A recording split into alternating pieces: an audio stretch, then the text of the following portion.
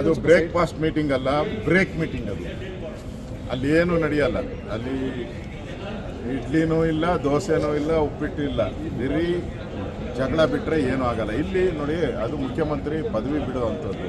Siddaramaiah ready ಇಲ್ಲ. ಇಲ್ಲಿ D K Shivakumar ನನಗೆ 2.5 ವರ್ಷ ಅಂಥೇಳಿ ಮಾತಾಗಿದೆ ಅಂತ ಹೇಳ್ತಾ ಇದ್ದಾರೆ. ಡೈರೆಕ್ಟಾಗಿ ಹೇಳ್ತಾ ಇದ್ದಾರೆ, 6 ಜನದ ಮಧ್ಯೆ ಆಗಿದೆ ಅಂತಾನೆ ಡೈರೆಕ್ಟಾಗಿ ಹೇಳ್ತಾ ಇದ್ದಾರೆ.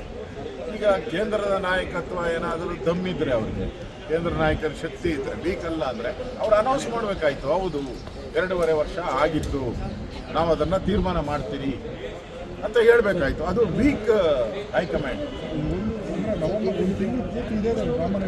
ನವೆಂಬರಲ್ಲಿ ಲಾಸ್ಟ್ ನವೆಂಬರಿಂದ ಈ ನವೆಂಬರ್ವರೆಗೂ ಇದೇ ಡ್ರಾಮಾ. ಪಕ್ಕ ವೀಕು. ಅದಕ್ಕೆ ಓಡೋಗ್ಬಿಡ್ತಾರಲ್ಲ. ಸೋನಿಯಾ ಗಾಂಧಿನೂ ಫಾರಿನ್ಗೆ ಓಡೋಗ್ಬಿಟ್ರು, ರಾಹುಲ್ ಗಾಂಧಿನೂ ಫಾರಿನ್ಗೆ ಹೋಗ್ಬಿಟ್ರು. ಅವ್ರಿಗೆ ರೆಸ್ಪಾನ್ಸಿಬಿಲಿಟಿ ಇಲ್ಲ ರೀ. ಒಂದು ಫ್ಯಾಮಿಲಿಗೋಸ್ಕರ ಕಾಂಗ್ರೆಸ್ ಪಾರ್ಟಿ ಇದೆ, ಅದು ಬಿಟ್ಟರೆ ಏನೂ ಇಲ್ಲ ಅಲ್ಲಿ. ಸುರ್ಜೇವಾಲಾ ಅಂತೂ ಪತ್ತೆ ಇಲ್ಲ. ಎಲೆಕ್ಷನ್ ಟೈಮಲ್ಲಿ ಬಂದು ಆಶ್ವಾಸನೆ ಕೊಟ್ಟಿದ್ದೆ ಭದ್ರ ಸರ್ಕಾರ, ಸುಭದ್ರ ಸರ್ಕಾರ ಅಂತ. ಯಾವುದಿದೆ ಸುಭದ್ರ ಸರ್ಕಾರ? 1 ವರ್ಷದಿಂದ ನೋ ಡೆವಲಪ್ಮೆಂಟ್, ಯಾವುದೇ ಡೆವಲಪ್ಮೆಂಟ್ ಇಲ್ಲ, ಏನೂ ಆಗ್ತಾ ಇಲ್ಲ. ಆ ರೀತಿ ಒಂದು ವಾತಾವರಣ ಇವತ್ತು ಕರ್ನಾಟಕದಲ್ಲಿದೆ. ಕರ್ನಾಟಕದ ಜನ ಇವತ್ತು ಹಳ್ಳ ಬಿದ್ದಿರೋ ರಸ್ತೆಗಳು, ಲಾ ಆ್ಯಂಡ್ ಆರ್ಡರ್ ಪ್ರಾಬ್ಲಮ್ ಆಗಿರೋದು, ಜೈಲುಗಳಲ್ಲಿ ಬಾರ್ ನಡೀತಾ ಇದೆ, ಜೈಲುಗಳಲ್ಲಿ ವೈನ್ ತಯಾರು ಮಾಡ್ತಾರಂತೆ, ವೈನ್ ಫ್ಯಾಕ್ಟ್ರಿ ಔಟ್ ಇದೆ ಜೈಲುಗಳಲ್ಲಿ. ಇಷ್ಟೆಲ್ಲ ಇದ್ರೂ ಈ ಸರ್ಕಾರ ಕೇರ ಮಾಡಿದ್ರೆ ಇದೆ ಅಂತ ಹೇಳಿದ್ರೆ ಸತ್ತೋಗಿದೆ ಸರ್ಕಾರ.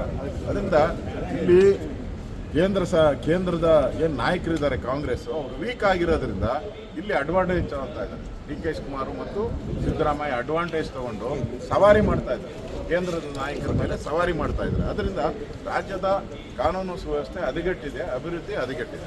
ಇದು ಬ್ರೇಕ್ಫಾಸ್ಟ್ ಮೀಟಿಂಗ್, ಇದು ಬ್ರೇಕ್ ಆಗೋ ಮೀಟಿಂಗ್ ಅಂದರೆ 100% ಬ್ರೇಕ್. ಇದು ಬ್ರೇಕ್ಫಾಸ್ಟ್ ಮೀಟಿಂಗ್ ಅಲ್ಲ, ಬ್ರೇಕ್ ಆಗೋ ಮೀಟಿಂಗ್.